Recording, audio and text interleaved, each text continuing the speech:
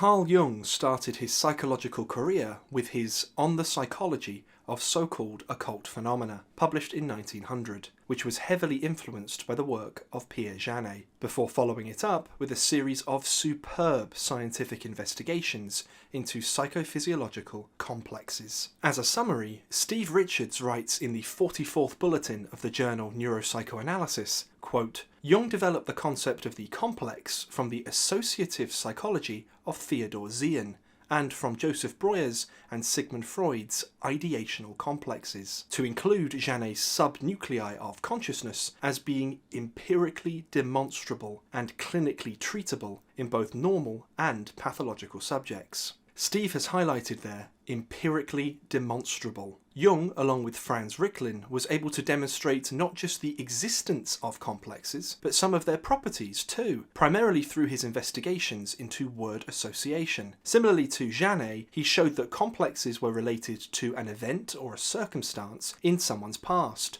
or one that was still ongoing in the present, and that very often it was the complex itself which responded to the word association test, thus explaining the patient's personal associations to the word provided, their spontaneous blanking to some words but not others, and the perseverated or delayed response to a given word by answering it in place of the following word. Complexes could interfere with the person's cognition, that is, making them think certain associative thoughts, and they could constellate a large surge of affect, again observed through certain stimulus words. Using a pneumograph and measuring the galvanized skin response of those he worked with, he proved scientifically that complexes were psychophysiological too. That is, not simply psychological, but biological as well, at the same time. Implicitly too, they were clearly psychosocial. That is, they were formed by an initial psychosocial pressure and acted to influence personal relationships. Thus, as you may have heard Steve and Pauline say before, though Jung never used the term,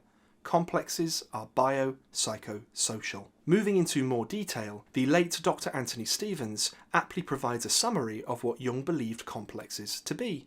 Quote, while complexes could be pathological and contribute to neurotic suffering, Jung regarded them as normally healthy components of the psyche. Complexes were, in fact, the functional units of which the ontogenetic psyche was composed. Complexes are archetypes, actualized in the mind. By ontogenetic psyche, Anthony Stevens is referring to both the ego and the personal unconscious. In fact, for Jung, the ego was actually a specialized complex, which formed the center of the field of consciousness. There's field again, just like Janet. Steve Richards describes Jung's model of the ego further, quote, the ego for Jung originally developed out from the unconscious during the earliest stages of the development of personality. The ego has an extension beyond consciousness into the personal unconscious, sometimes called the shadow. The personal unconscious is made up of experiences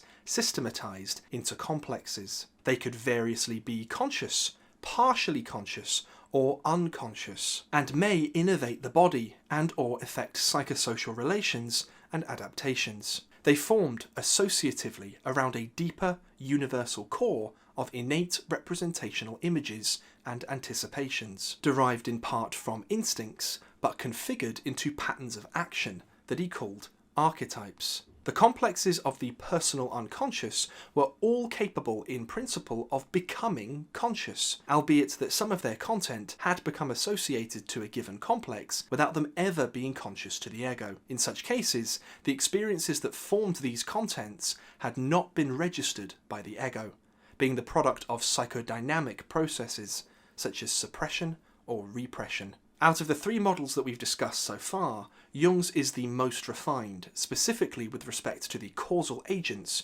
behind neurosis, i.e. complexes. For Jung, complexes have an archetypal core, meaning that their formation depends initially on the attempted activation and manifestation of dynamics arising from the so-called collective unconscious, what Dr. Anthony Stevens termed the phylogenetic or evolutionary psyche. So for Jung, all complexes are composed of ideational and imagistic associations held together by affect around this phylogenetic core. Jung's work on complexes was incredible. However, a few events occurred in his career which paved the way for his personal myth to move him steadily away from this essential area of study. Firstly, just like Freud, he moved away from hypnosis. Steve writes in Discover Your Personal Myth, quote, Jung was teaching a group of medical students and induced a trance in a female patient, but was unable to terminate the trance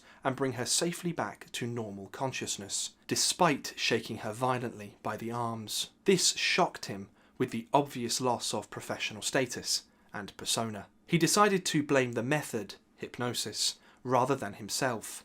His training in hypnosis was basic, even by the standards of the times, so he abandoned the method. By moving away from hypnosis, he by extension lost an emphasis on Janet's dissociation of the field of consciousness as the crucial mediator of the formation of neurosis, i.e. complexes. When Jung spent some time studying hypnosis directly under Janet in Paris, it's been reported by some of his peers at the time that he spent much of the time he should have been in seminars off exploring the city instead. As Steve Richards often says, by his libido shall ye know him. Similarly, as we quoted from Steve earlier, the post-1912 split between Freud and Jung saw Jung distance himself from an emphasis on instinct. As we've explored in great detail in our Resolve Your Archetypes and Meta-Instincts video, Jung's archetypal hypothesis originally had instinct right at its core. Quoting directly from Jung,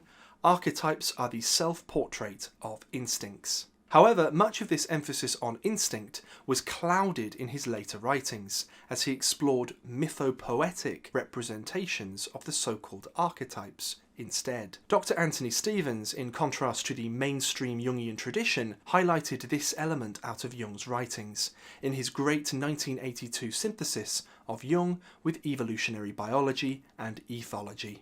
Archetype, a natural history of the self. Regardless, Jung's model of complexes sits as his most important contribution to depth psychology. Complexes, almost exactly as Jung described them, are empirically real.